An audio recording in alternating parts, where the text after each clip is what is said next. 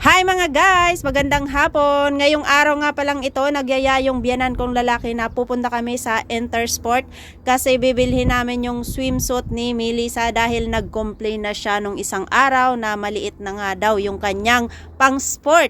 And doon guys sa Intersport, doon mo makikita yung mga branded na mga damit pero mura lang mga guys, grabe. Lalong lalo na ngayon na nagsisimula pa lang yung year natin is talagang sold or naka-discount yung mga paninda nilang lahat doon.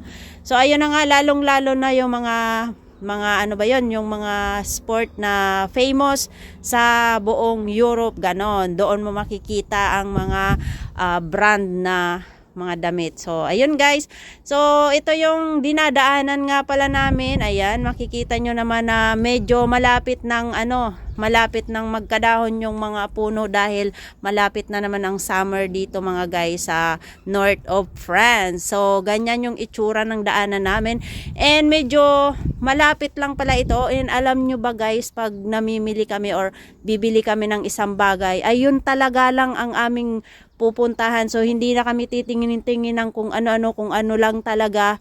Dito mga guys, kung ano lang talaga yung pakay mo, yun lang ang hahanapin mo. So, parang sa atin kasi pag mamimili tayo sa mall, ang dami-dami nating pupuntahan and matagal tayo, ilang oras tayong pupunta. And then, ayun na nga, ayan, malapit na kami, nandito na kami. Ganito yung mga itsura dito mga guys ng pamilihan. Medyo hiwa-hiwalay sila and hindi uso sa kanila dito yung mga may second floor na mga mall. So makikita nyo ganyan yung paligid dito mga guys. Ayan. So pag yung brand na isa doon sa kabila, mayroon naman doon. So hiwa-hiwalay talaga dito mga guys ang mga pamilihan. So pag gusto mong mag-grocery, hiwalay din yung grocery. Kung gusto mong mamili ng sasakyan, sana all may perang pambiling sasakyan. So ayan mga guys, ganito yung mga tindahan dito, hindi kagaya sa atin na talaga. Siguro kasi sa atin mga guys, kaya nagiging second floor, third floor kasi nga wala nang space. Walang space.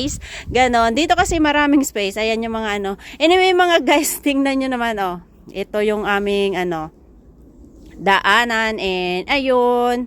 Medyo dito kasi maraming